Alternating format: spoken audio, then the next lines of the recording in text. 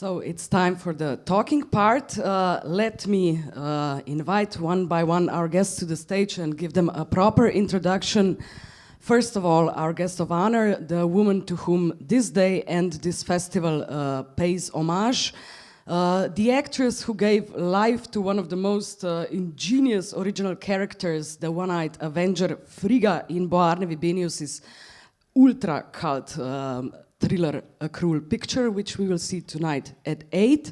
Please welcome Miss Christina Lindberg. Christina, you take the middle, the center. Joining her on stage and here in Ljubljana at KURJA POLT Festival, film historian, film collector, founder of the Stockholm-based Club Super 8 Film Society and Film Archive, and to us, most of all, our dear professional colleague and fellow smut peddler, Richard Gramfors.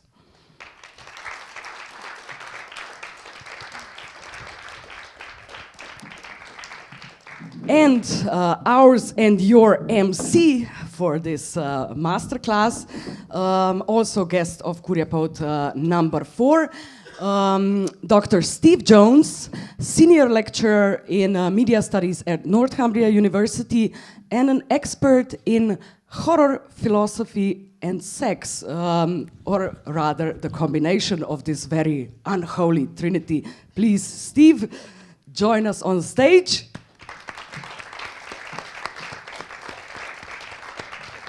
So, the stage is all yours. The mic I will give you now. If you start having interference among your microphones, just move further apart a little bit. Thank you very much. That's probably the first and only time I'm ever going to be referred to as an expert in sex. And I should clarify, it's sex film. I'm not an expert in sex at all. But I wouldn't like to take that much credit. I'm glad we saw the documentary. Is your mic working? Yeah. Great. I'm glad we saw the documentary beforehand because that gives everyone a good deal of background to work with if we weren't familiar with you, with your work. There's a number of questions I've wanted to ask you about various stages of your career. I suppose we should begin with the beginning, really, and that we've already heard how you got into modelling. One thing that I was wondering about was about the transition from your modelling career into your film career and how that came about and whether there were any challenges to that transition for you. It was like that, as you saw in the movie now. I was starting as a nude model. And the first movie I made, it was actually made in Sweden. And then I was still in school. So I took the decision that it was more an adventure to go to Stockholm and make a movie. So I ran off school, I didn't say told the teacher or anything. I just took my little suitcase and ran up to Stockholm for 2 weeks. And I flew for the first time. I met a completely different world from the world I grew up in. And of course, I was young. I thought it was fantastic. And I had promised my mother to do the school, so I went back and I took my graduation. And 2 days after, I got an offer during this time for a rather big movies with famous actors at that time in Sweden. So 2 days after my graduation, I took my little suitcase and I went up to Stockholm for settle down in Stockholm at that time. And my first home in Stockholm was a hotel. Then I was in this movie called The Dog Days for 2 months. Then it went on for some years. And actually I made 25 movies in about, let's say, 5 years or something like that. Was it like that? Yeah, you know. It was an incredibly short space of time from between, because we started modelling at 18. Is that right? Yeah, that's so. Yeah. So the period between you starting modelling really and for instance, when you went to Japan, was very short, and you must have. It was very, very short. And as I grew up, as you saw in the movie, you know, I took care of myself and my sisters and brothers also. So I was really used to take care of my own things in life. I also took care of my career, of course. I thought that was a good thing to do. Today I don't know, but I think so. I think I was around 21 years when I went to Japan to make the movies. But actually before that I have been down at the Cannes Festival, you know, taking off my clothes at the beach and so on. It must have been quite. Was it overwhelming at any point? Did you feel like you were just taking life in your stride, doing it like it was just a natural progression for you? To go to Japan, or for the whole thing. The whole thing.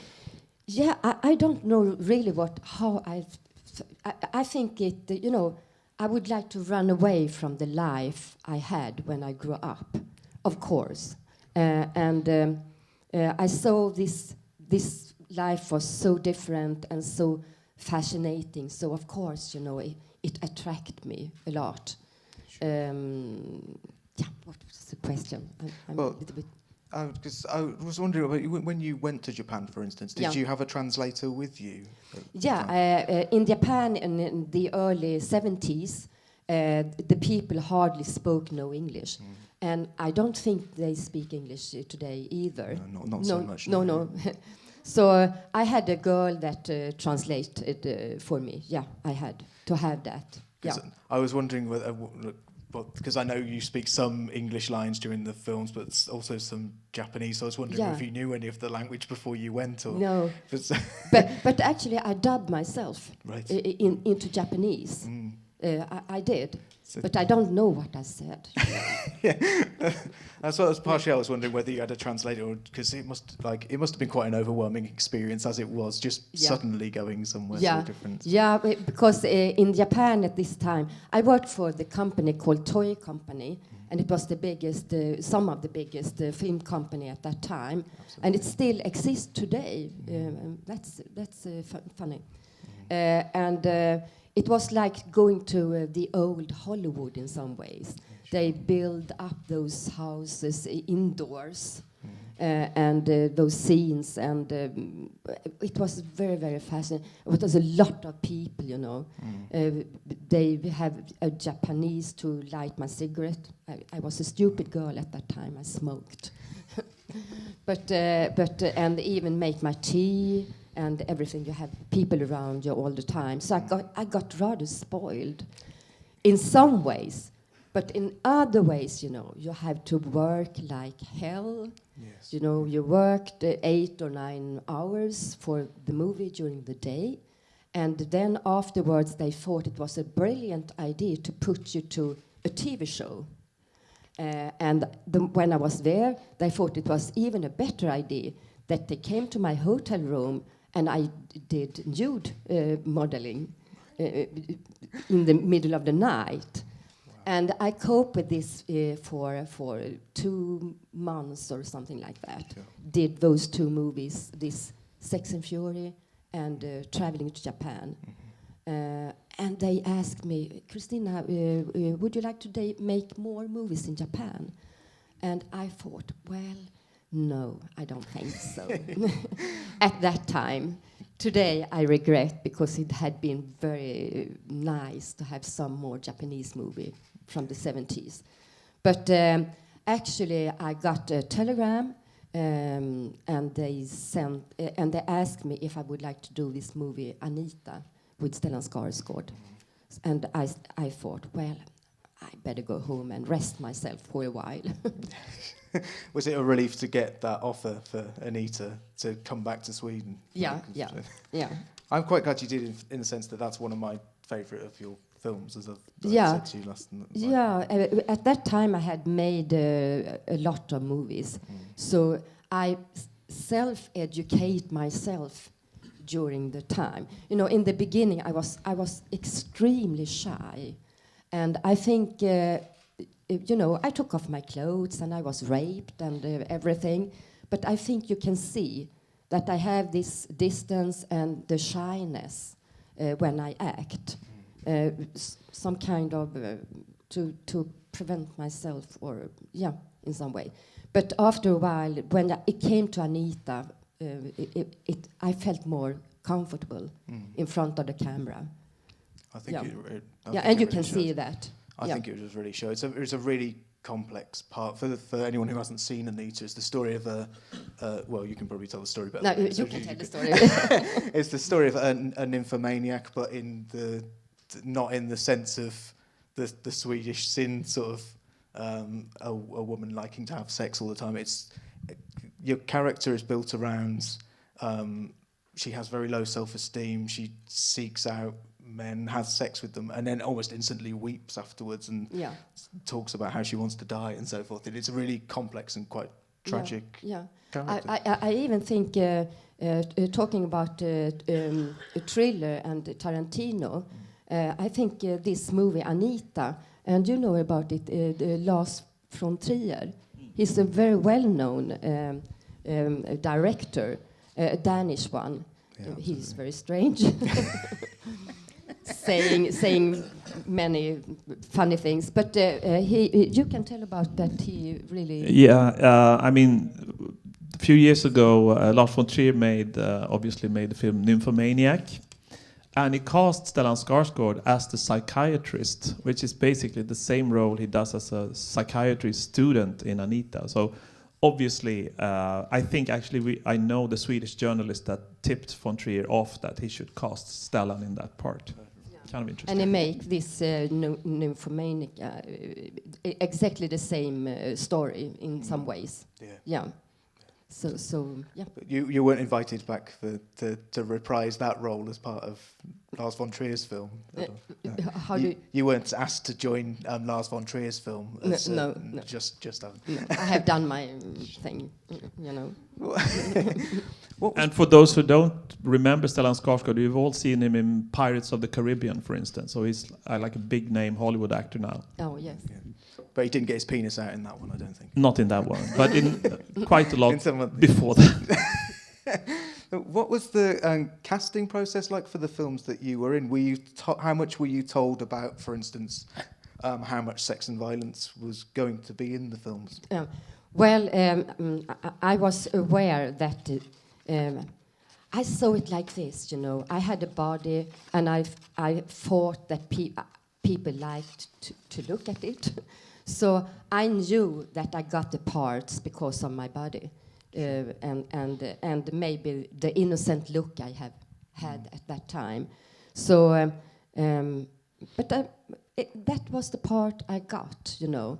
And I read the script, and I saw, of course, it was not Ernest Hemingway or someone that wrote those scripts. No. But I think, I tried to make something good out of it. Anyway, it doesn't matter. So I really tried my best. And sometimes the people at the cast, they joked and said, well, the only one that take this for serious is Christina Lindberg. And maybe it was like that. But the funny thing is that I played against very well-known actors at that time. But I think they took it for money. Right. And I also think it's important to understand film at that time was a consumer product that you watched and threw away. There was no way that television was going to screen sexploitation films. No. And there was no hint of home video at that point. And you actually never watched your own films. No, actually, it took 25 years or something before I looked on myself on screen, right. Because I couldn't stand to look at myself. What was it about that made you uncomfortable? Was it just? No, it was not the nudity or anything, you know. No problem, you know. But it's my personality, or it's myself. Sure. How I talk, how I move, and so on. I was unsure Okay. that what I did was something worth something. Yeah. And I think you were quite surprised. I mean, after Quentin Tarantino said in an interview that he was inspired by Thriller for when he did Kill Bill, there was a lot of international interest in your movies. And for instance, we went to Japan to this Kanazawa Film Festival that you saw in the documentary. And you met with the director for the first time since you made the film back in 71, 72. And you had never seen the film, and we saw it sitting next to this very old man. He was in his 80s, and it's a very rough rape film, and he was laughing most of the screening, and you were quite shocked. Yeah. Yeah. Because you never saw it before. No, I haven't. So I thought, what have I done? What have I done? But you have to tell us about the fan that yeah, came. and then it comes a lot of fans, and I wrote autographs, and suddenly it stands a woman in front of me, and she said, "I want to apologize for all the Japanese people's, because we treated you so bad. I really want to apologize for this." In this film of fiction, of course. But Yeah. Oh yeah, in the real world, you had people lighting your cigarettes and things for you. So. But did you? So you didn't have any sense when, for instance, in that case, the director was finding the situation that was being filmed funny or anything? Did you have much of a sense of how the directors were responding to the material in any of your films? I think the movies was made for earning money. That was the fact. They didn't have any quality ambitions, but in some ways they had, because they put good actors and they have good technicians, people behind the camera, and so it was good people making those movies. But they were for abroad, getting money. Yeah. But maybe apart from Torgny Wickman, who actually had ambitions with Anita. Anita, yeah, he had ambitions. Yeah, he had. He had a sort of a social conscience, and he thought the subject matter actually was. Yeah. I mean, to us today, it's kind of ridiculous with a film about a nymphomaniac as a social problem. I mean, but to him, I think he wanted to make something worthwhile. Yes, I think so. Yeah. It feels like, in some respects, Anita feels like it's a reflecting on the Swedish sin, like it's not that simple, or there's more to it than just girls dancing around naked. I mean, in a lot of the films that you're in, it seems to be that there's women often actually just hanging around naked in flats, and then there's guys who are philandering and being adulterous and quite verbally abusive to women, flying in and out of the scenes. Is that a reflection of how sexist the society was at the time, or is it just exaggerated as part of the... I think it's a reflection of how people would like the society to be at that time. More. Right. Yeah. Some kind of dream fantasy. Sure. Yeah. But that association between sex, especially, and Swedish women was really deeply embedded, not only in, say, European culture, but obviously travelled as far abroad as Japan and America as well. I mean, how do you feel about that, looking back on your part in that, in creating those associations? Do you mean that I was traveling at that time? No, but you were a symbol of Swedish sin internationally. Yeah, I was, and this is a little bit funny, because I'm not looking Swedish at all. When I was in school, I was the only girl that had brown eyes. And I was so small, so they put me in the first line all the time, because otherwise I would disappear, And I represent the Swedish sin, but I was small, looked like more French girl or something like that. So, but the reputation about Swedish girls at that time was so bad. So when I went abroad for France, making Fold Out for Louis and England, Penthouse and so, I never told people that I was Swedish. No, I wouldn't dare to do that. Right.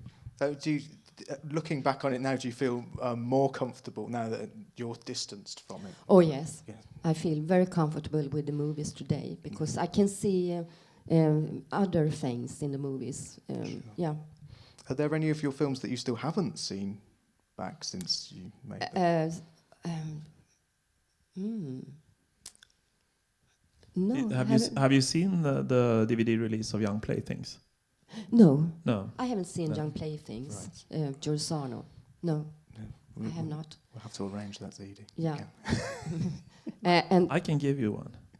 okay. Brilliant. Okay. So when you say you found now when you look back you see other things within the films. Yeah. What kinds of things are you seeing within them now that you didn't experience at the time? Well, I think for the first thing, I think why didn't those movies disappear after so many years? I mean, why are they still around? There must be something that attracts people in those movies. And I think it's some kind of another time. It's some kind of people can put their dreams in the movie. It's some kind of cleanness, you know. If you compare with today, you know, people behave them very natural, and when they were not always beautiful in the movies, but they were like people are. And it was some kind of simplicity in the movies. So I think it attracts young people, especially I think people that thinks it's the time we live in now is so complicated, really. And so, I mean, you see girls on movie, you see them on pictures, and you don't know if they exist. Because when you see them for real, they look different. Or if you see them for real, they have done something with their face and bodies. You don't know if they are real. So everything was so natural at that time, and the sexuality was, you know, you could do anything. It was a very free time. It was, and people did. Right. People did. I think we were talking earlier about the authenticity of the period and the way the films were made. Yeah, I think that's why I was attracted to that period and that genre. I've been releasing films like this, Swedish exploitation movies, for about 15 years now, and I'm really attracted to the fact that they were low budget. They actually used, the actors had their own clothes most of the time, and the sets were actual apartments or houses. So I think these films, in a much more precise way, reflects that society from that era, compared to Ingmar Bergman or these very studio-oriented films, but that were like very bourgeois, very contrived, and always in a synthetic setting of a studio. So to me, that's interesting to see how the fashion looked, the sideburns, you know, the colors of you know, everything was. As you say, it was more natural in a sense that how people looked, but also the dialogue, I would say, was also much more everyday life dialogue. When you were making those films, were you tied into the scripts very tightly, or could you ad-lib? No, I was rather tied into the script, really, because I was a little bit unsure, and as I said, I was shy, so I was very concerned to do the right thing. So. Sure. Looking back on it now, out of the various films you made, and there's quite a large number of them in a small space of time, do you feel that there are elements of those films that you brought yourself to the characters? Do you identify with any of the characters? Is there anything you can see in the characters that is distinctly you rather than something else on the page? I think I have put my own personality into the characters. So in some ways I am the same girl in all my movies. Because I have a good, I have many things when I grow up to pick from, you know, where I can put and apply. What do you say? Applicera? Yeah, apply your experiences. Experiences, on the movies I was in, really. So, and most of that thriller, for example, that was a perfect character for me. Yeah. And I also think that you said that many of the actors you worked with were theater actors, and that shows because that ages a lot when people are talking to the audience, blah, blah, blah, blah, blah. And you were a much more naturalistic actress in that sense. I couldn't talk in that way, so No. I didn't try.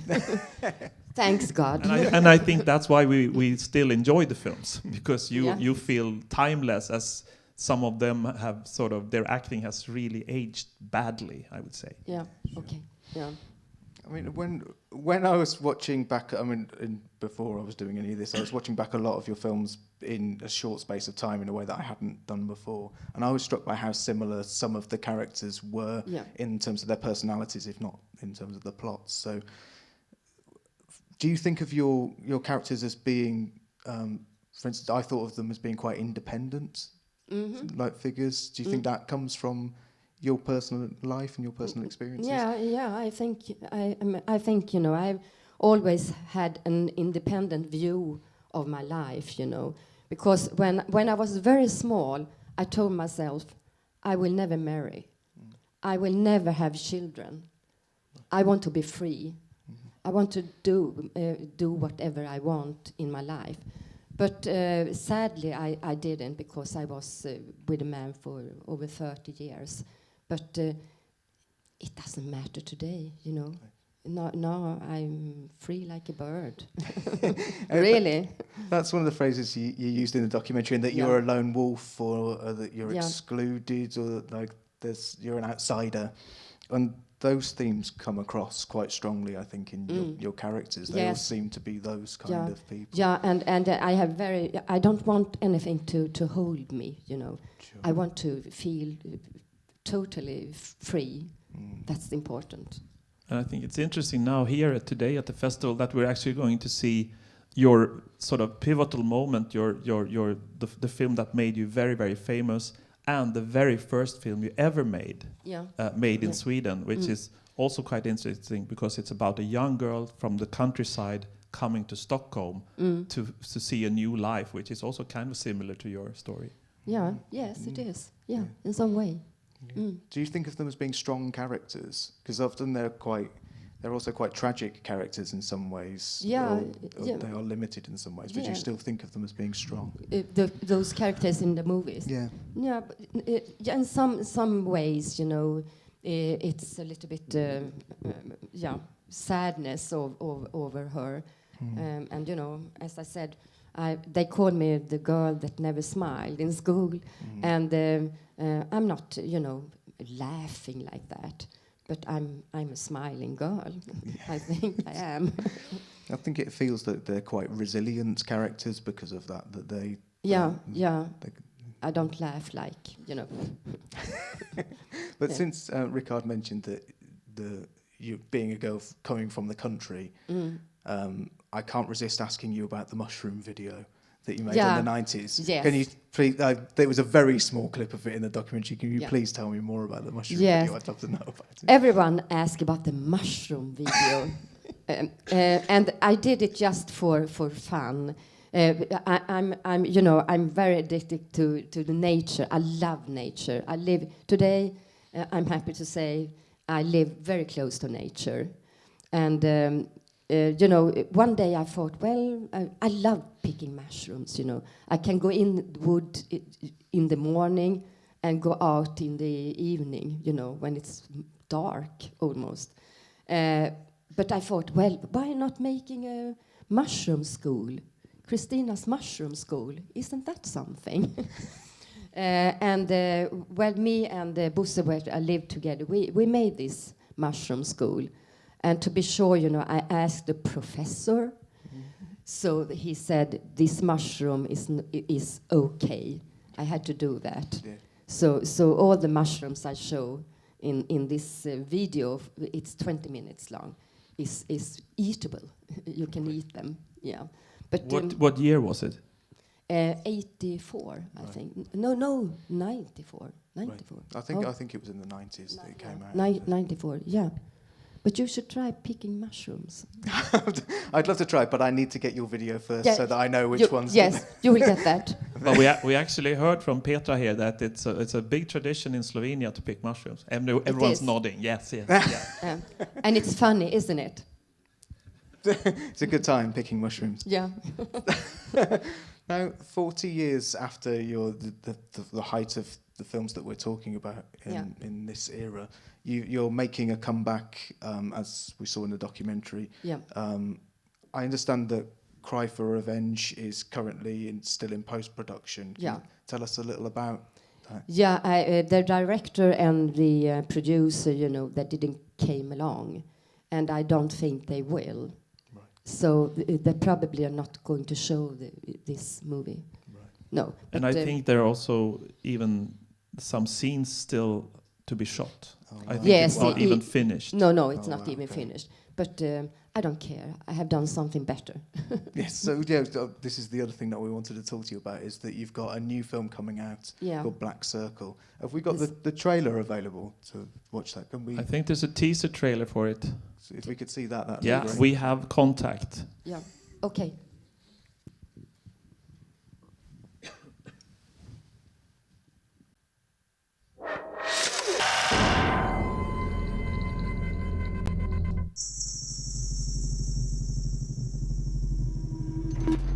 Du vet hur en exorcism går till? Det är samma sak, fast tvärtom.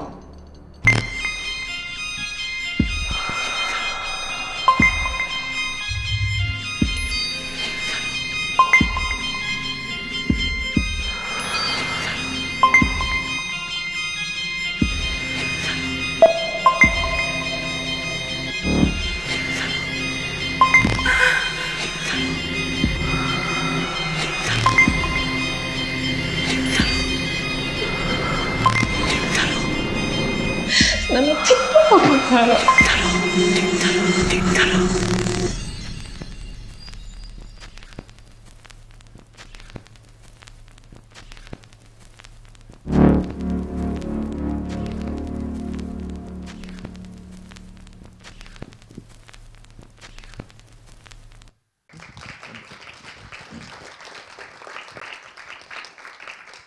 So do tell us more. What's it all about?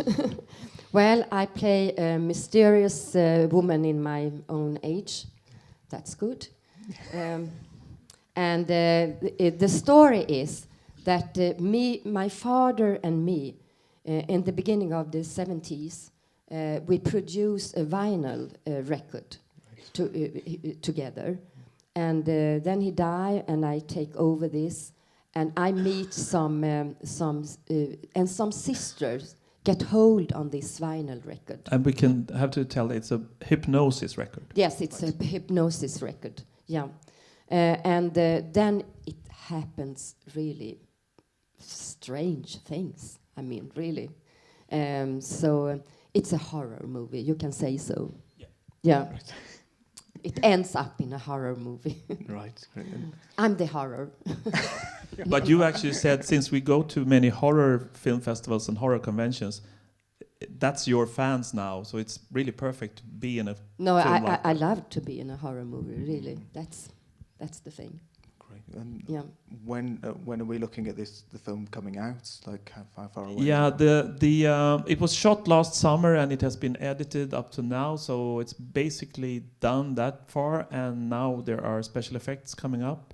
I'm a co-producer of the film. I also composing all the music for the film, so that is also something that will be fit into the film now with the music, and hopefully it will be finished this summer. And we hope to have it open in an international film festival in September. So that's the situation right now. Great. But it looks great. April 2018 for sure, right? It will be here. Right here, yes. Yeah. But the funny thing is that Adrian Garcia Bogliano, who made the film, is a big fan of Christina's. And I got in touch with him through Synapse films in Detroit that I work with because they were releasing his Argentinian films. And he said, I want to make a film with Christina. And that film never came about because it never got financed. So, well, a little bit more than a year ago, the idea came up to make a film in Sweden.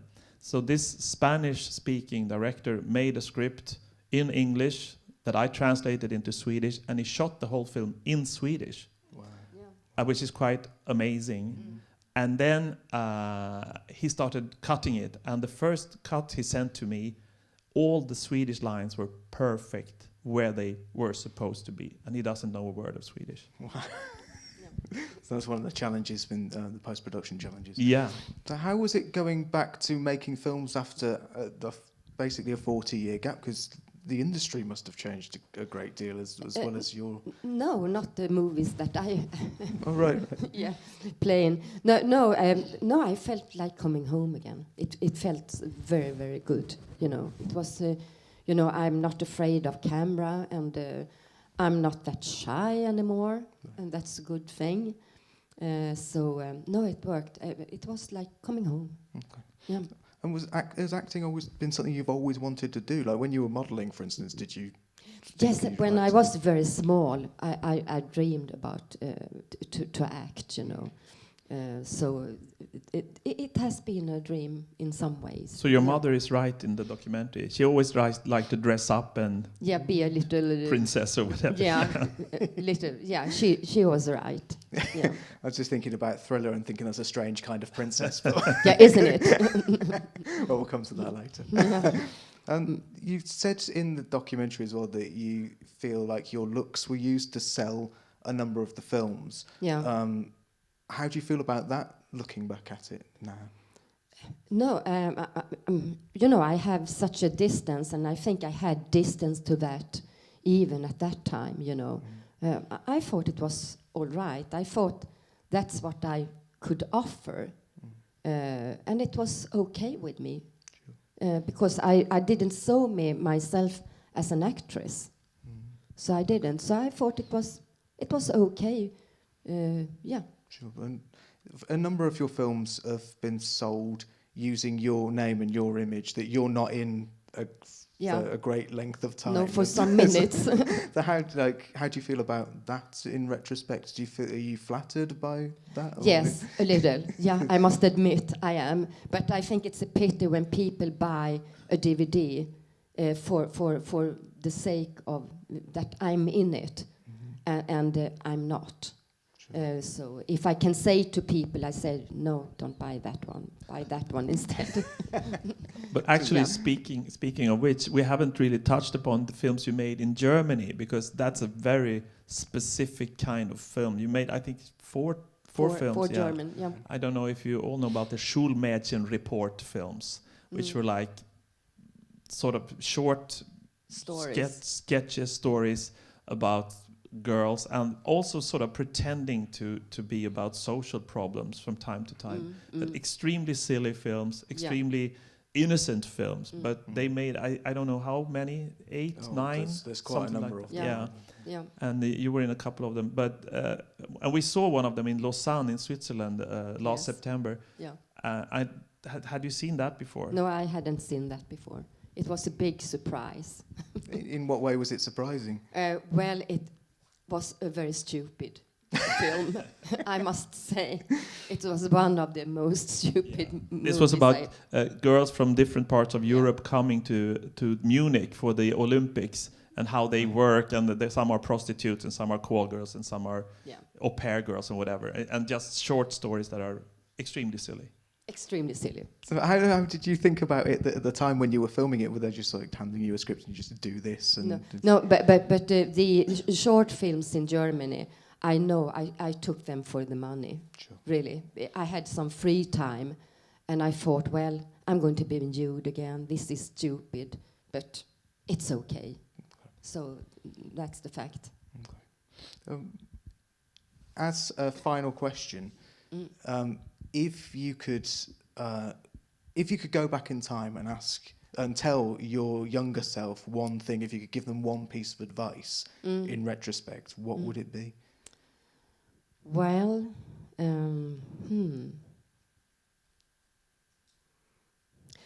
I really don't know, because in some way I was very grown up at that time, you know. So as my mother says, she trusted me because I took care of myself. So I don't know. Sometimes I think I was more clever in that way than I am today. Right. Yeah, I was more adult at that time, and I'm more childish and a little bit stupid today. So I don't have it. Maybe if she can give me some. Well, yeah. What piece of advice do you think she would give you today? That's Well, give me, yeah, okay. Don't live with a man for 30 years that Yes. doesn't let you do what you would like to do. Yes, maybe. But on the other hand, you know, I worked as a journalist also during this time. Sure. And, you know, it's a good thing to use. I used the body for sometimes, and then I used my head for sometimes. It's a perfect combination, I think. Yeah. And But, yeah. do you still write? Do you still work as a journalist? I wrote some debate articles about the wolf situation in Sweden, to take care of our predators, because we have such a few in Sweden. So sometimes I wrote articles about that, because you know, I think for the sake of the nature, you should have every species in the nature, you know, and who to say that the wolves couldn't live? I mean, with which right do you say that the wolves are not welcome in our nature? Of course they are. Sure. And the lynx and so on. But we can say that the hunters are a very strong lobby group in Sweden who want to kill all wolves so they can have all the deer and elk and moose for themselves. Yeah, basically. and they hunt a lot of animals. We have the biggest elks population in the whole Europe. I think they kill around 100,000 elks a year. It's a lot. Right. I mean, they can. You know, the wolves, they can are... share. Yeah, the wolves are hunting for their lives. The hunters just hunt for some kind of fun. I mean, I don't like that. No. No. But also, Christina, you told me that there might also be the story of your life that you would write, because there are still great many things that have not been divulged in this documentary, for instance. Yeah. Yes, of course. I think about, you know, I have kept all the photos that the man I lived with for 30 years. I still have them. They are mine. There are hundreds of unpublished fold-out pictures in my boxes, you know, at home. And I also I could write my own story about my life, of course. So I have some things to do. I'm sure you'll still remain productive. Are you still going to continue to make more films after Black Circle? Is that your immediate plan? Yes, hopefully. If it comes a horror movie, I will do that. I think that fits my personality. Yes. I'm sure everyone would like to see them, but I think we're about out of time. I think it's about time for the merch selling outside in the lobby. Go and get your merch signed and sold. But great.